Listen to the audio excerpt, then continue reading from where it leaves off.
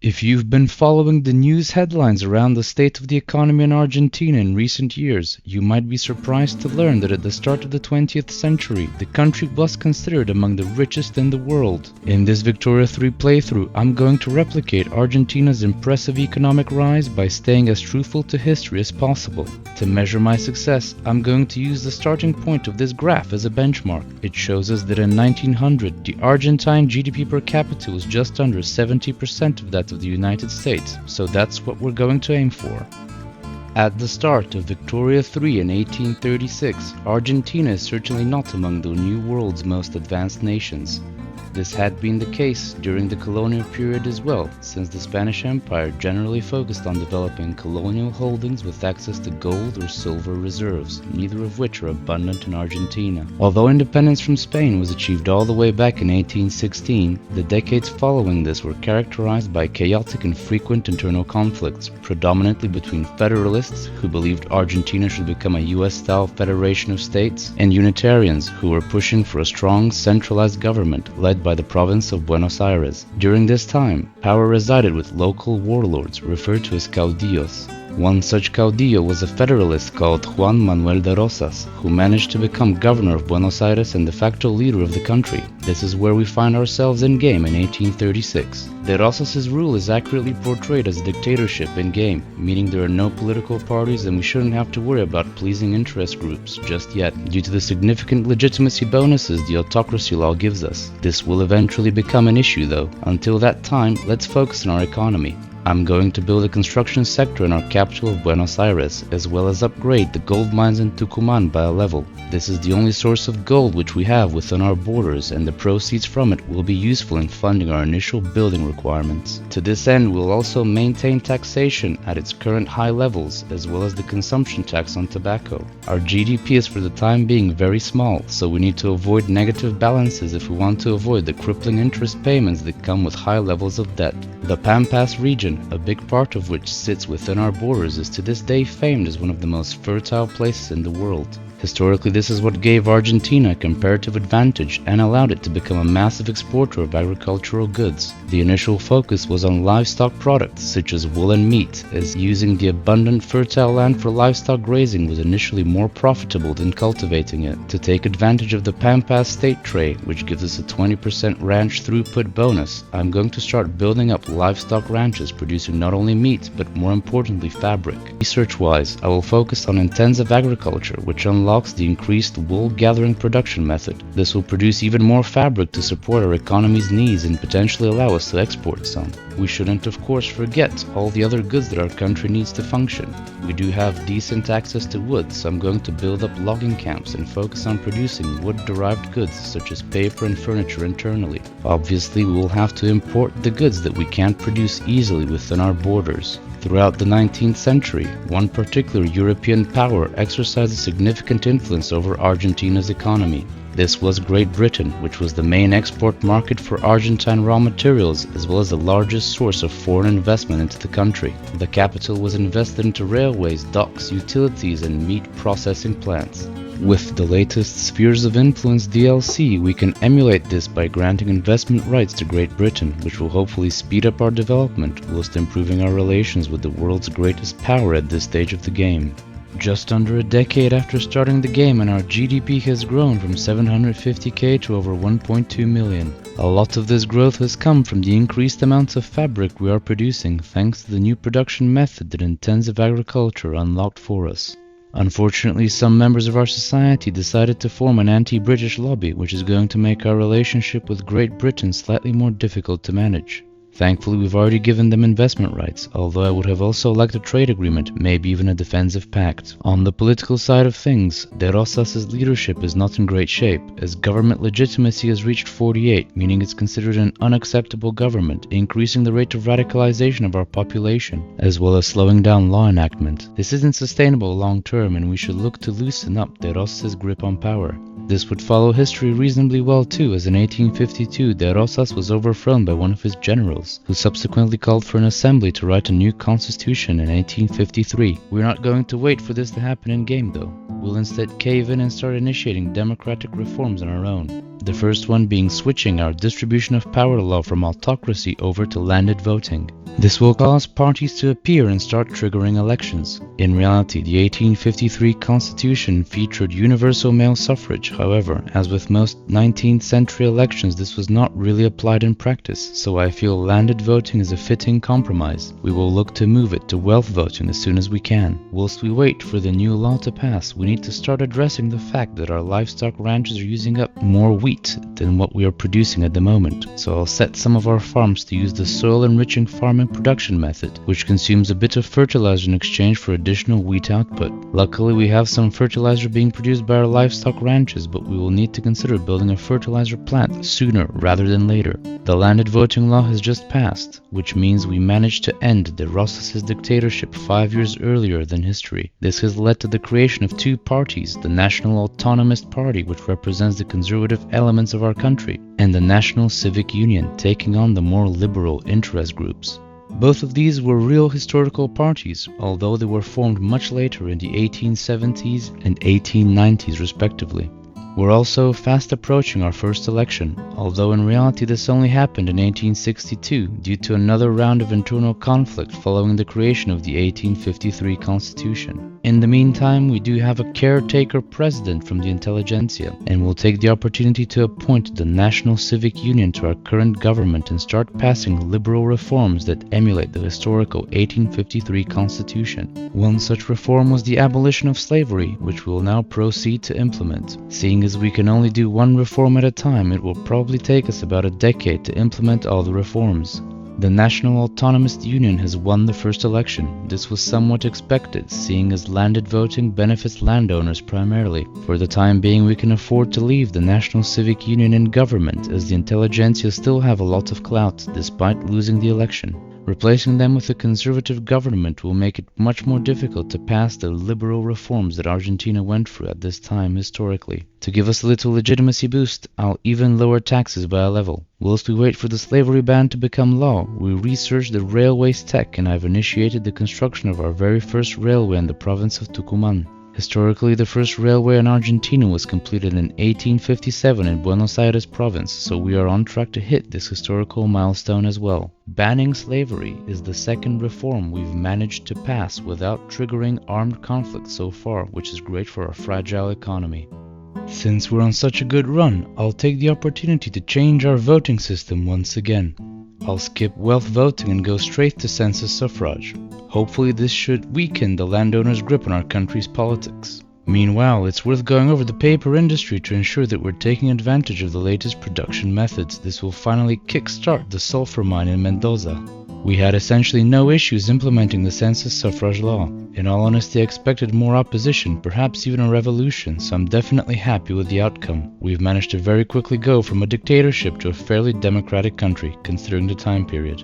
It would appear the landowners are spearheading a movement to enact the colonial exploitation law.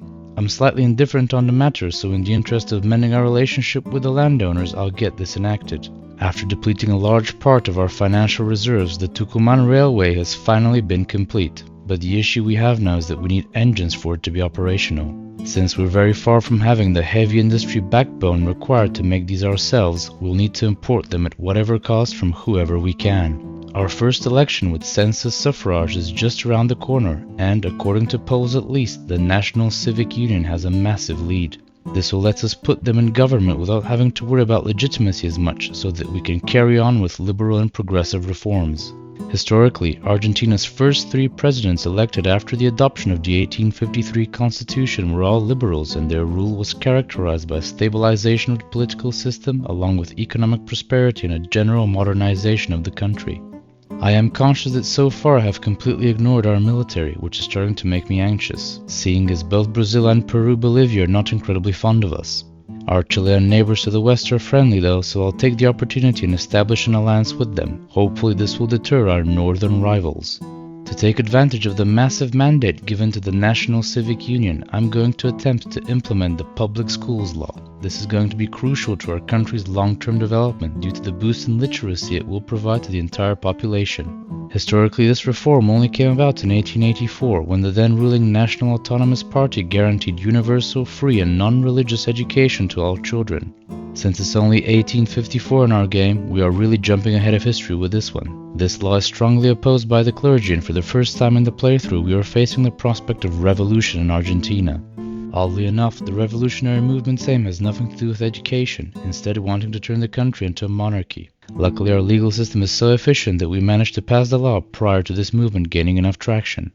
During the liberal governments of the 1860s and 70s, the country's agricultural base gradually started diversifying, moving away from the almost exclusive focus on livestock to growing crops as well. This led to a boom in agricultural exports, which enabled Argentina to experience an impressive and sustained economic growth from the 1860s right up to the 1930s.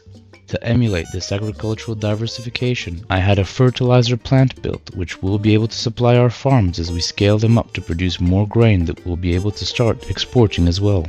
The high economic growth caused the growth in demand for both skilled and unskilled labor, which in turn induced very high wages, making Argentina a highly desirable target for European immigrants. Our country's current migration laws are not too strict, but to make sure we can get the most out of immigration, I will try to completely remove all migration controls. This is proving to be contentious with certain segments of the Argentine society, as we are again threatened with revolution. At the same time, we are entering yet another election cycle, and it would appear that the industrialist interest group has split out from the National Civic Union to form their own free trade party. According to the polls, this is causing some damage to the electability of the National Civic Union. Just like with the last election where a conservative from the National Autonomous Party got elected to the presidency, we are still able to keep the liberals in government without tanking our legitimacy too much.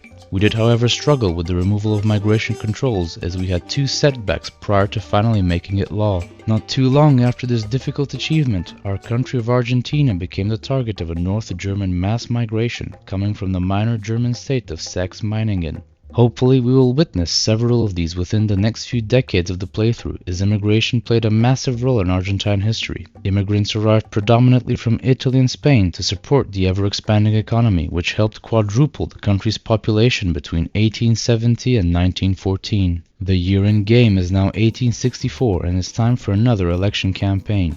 The Rural Folk Interest Group has joined the National Civic Union Party, and the polls are predicting another return to power for them. Meanwhile, I've noticed that the British have made use of their investment rights and built an artillery foundry in our country. I'll make the most of it and expand our nimble army with some artillery units. The National Civic Union are once again back in power, although by this point we don't have much need for them to be in government, as we've already implemented the vast majority of the liberal reforms that historically came about from both the 1853 Constitution and Argentina's initial liberal governments. Our GDP has been steadily growing so far, despite some minor hiccups. It's been just over 30 years since the start of the game, and in that time we have managed to nearly quadruple it from 750k to 2.9 million. However, our livestock ranches are still not producing a sufficient amount of fabric to enable us to start exporting, and the same can be said for our grain production as well. We'll need to take action to change this if we want to emulate the historical economy of Argentina. Most of our ranches are not fully employed, so I'll start subsidizing all of the ones located in the Pampas region, which will in turn increase the demand for grain, hopefully enticing the private sector into expanding the farms. Another problem we need to address is the fact that our prestige has really tanked in recent years, causing Argentina to lose the minor power ranking. A big part of this will be due to the fact I've mostly neglected our armed forces. As a first step, I will increase military salaries to the highest level. This gives us an immediate 20% prestige increase from army power projection. Secondly, I need to gradually start expanding the army. It will be a challenge as our population is still very low in most states, like Tucumán and Mendoza, where I need to make sure that the few people there are put to work in the mines. Another European power has started expressing an interest in our country. Prussia started bankrolling us and even agreed to a trade agreement. At the moment, we're exporting mainly sugar and dyes to them, but hopefully we'll branch out into other agricultural goods as well. The ruling National Civic Union Party, led by the Intelligentsia Interest Group, is petitioning for total separation between church and state. I wasn't planning on enacting this reform, as our relationship with the church is strained enough as it is, but in the interest of satisfying the most powerful interest group, which also happens to be in government, I'll make it happen.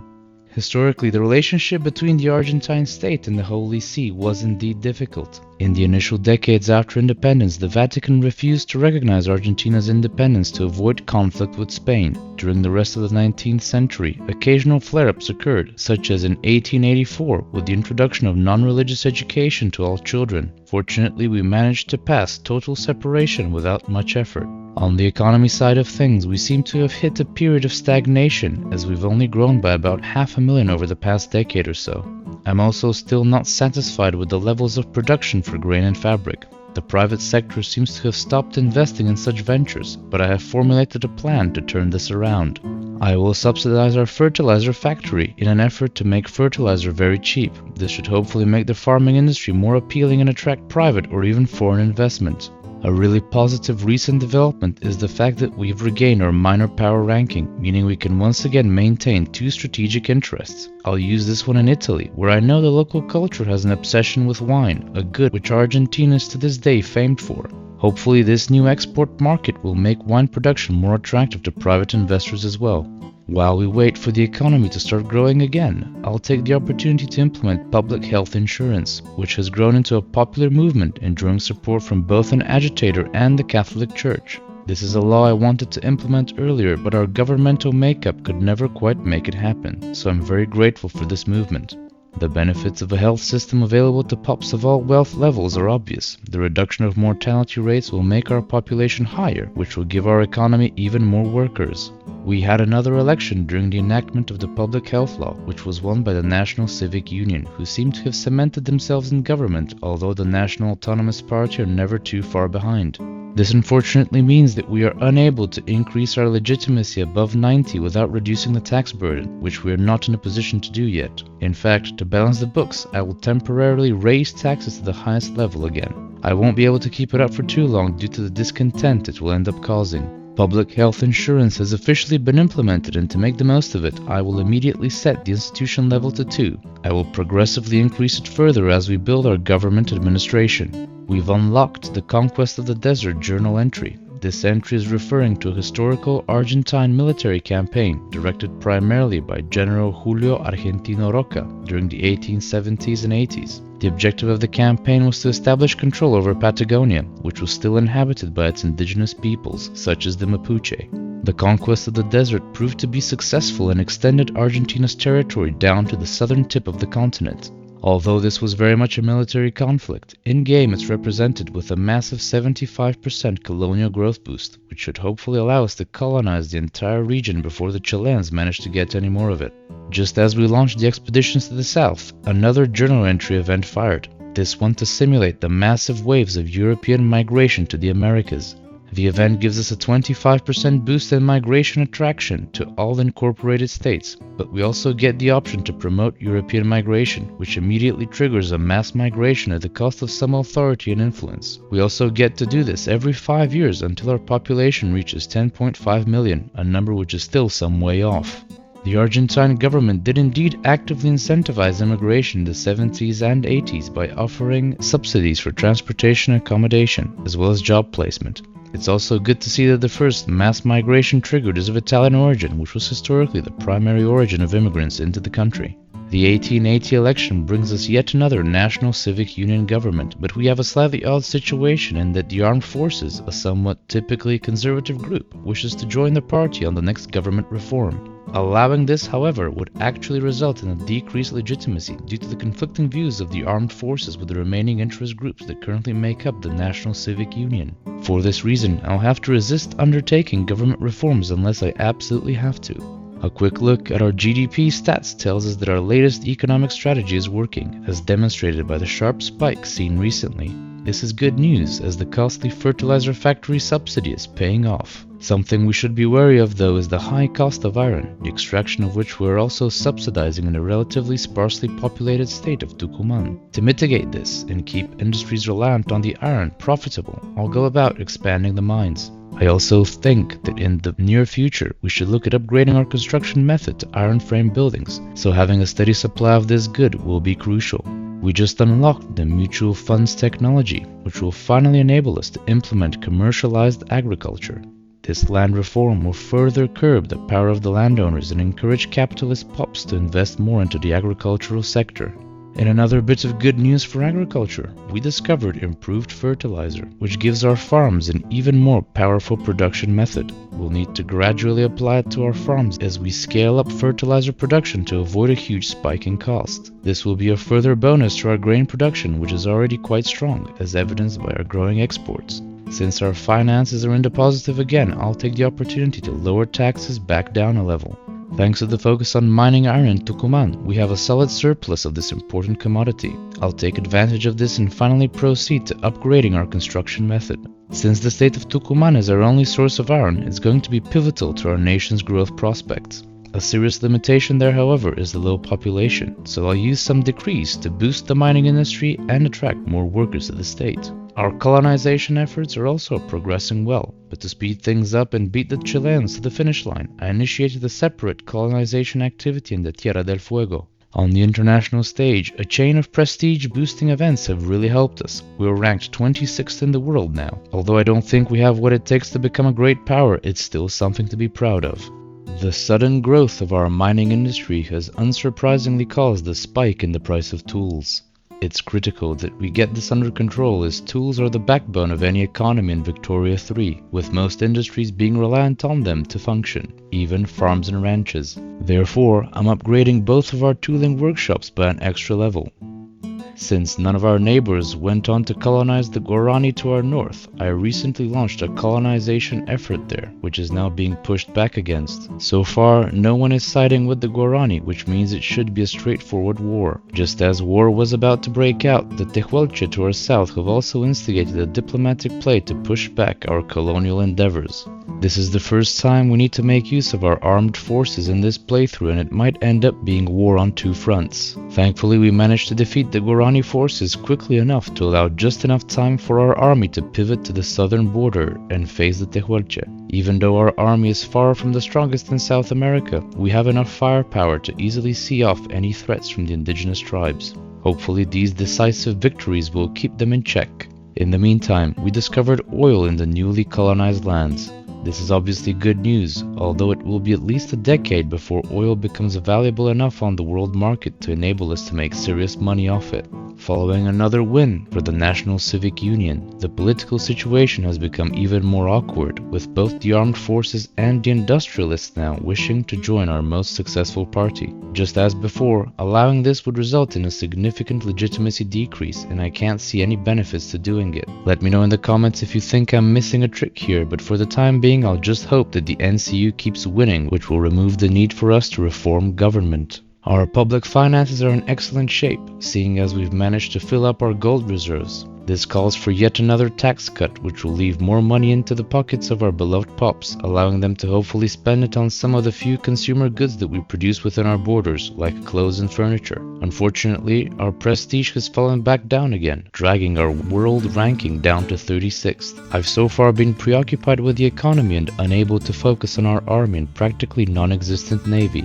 Building these up will of course secure a more lasting prestige base, and now that we have the fiscal headroom, I think it's time we got round to both upgrading and expanding them. To make sure that we get some economic benefits out of this military focus though, I want to build up our domestic military production. We already have an artillery foundry as well as a small arms factory, but we are missing some of the newer goods that have been made available by technological development in recent decades. I will firstly build an explosives factory, as this good will be also useful for our mining operations in Mendoza and Tucumán.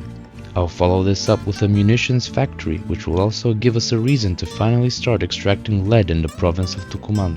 Meanwhile, in an interesting foreign relations development, the Anti-Peru-Bolivia Society, which has been a long-standing lobby group in our country, has petitioned us to set up a trade agreement with Russia. This could be a useful trading partner for us, as it will be a huge market for our agricultural commodities, and they already have a presence in our region, thanks to Chile becoming a part of their power bloc, which means that we should probably stay on good terms with them if we want to avoid the prospect of unwinnable wars. Luckily, securing this trade agreement is just a matter of asking, as we already have decent relations and the Russian attitude towards us is protective. As the munitions plant is nearly complete, I'll start the task of modernizing our ancient line infantry regiments to skirmish infantry. Since we've nearly reached the 20th century, I will get rid of the cavalry regiment we had, since this unit will very quickly become completely obsolete within just a few decades. Now that we've boosted the quality, I'll also start increasing quantity by building a few more skirmish infantry regiments. Since we can't restrict our military investments to land forces only, let's take a look at the state of our navy. I would ideally like to commission some modern ironclads, but it would appear not a single country is producing these for the time being, making it impossible to import. Because of this, I'll just go with the older frigates and man-of-wars for now.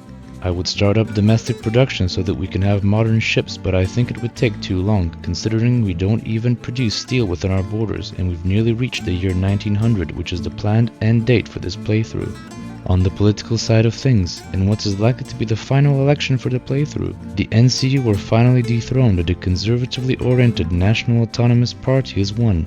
The NCU took a real beating in this election due to the rural folk interest group breaking away and forming their own agrarian party. In any case, for the first time in a while, we actually have an incentive to reform government.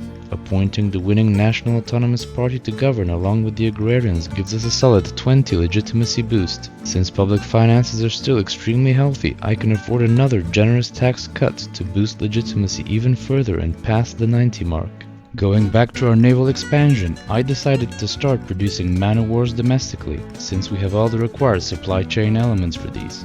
To celebrate the grand opening of our first military shipyard, I'll build a few extra frigates to help us project naval supremacy over our rivals. This should put us in the best possible position prior to hitting the finish line. It's the 1st of January 1900, and the time has come to assess whether I've managed to achieve the goal of replicating the Argentine economy's historical success. As I said at the very start, the benchmark we will use is GDP per capita as a percentage of the United States GDP per capita. The graph we were using had this at just under 70% in 1900, but we've really knocked it out of the park by getting all the way up to 97%. I will admit that the US seems to have had a tough time in this playthrough, as their territorial expansion is far smaller than what it was historically, but it's still the world's 5th biggest economy, and I did manage to overachieve against our target of 70. If you enjoy seeing real history play out in your favorite games, please like and subscribe for more content.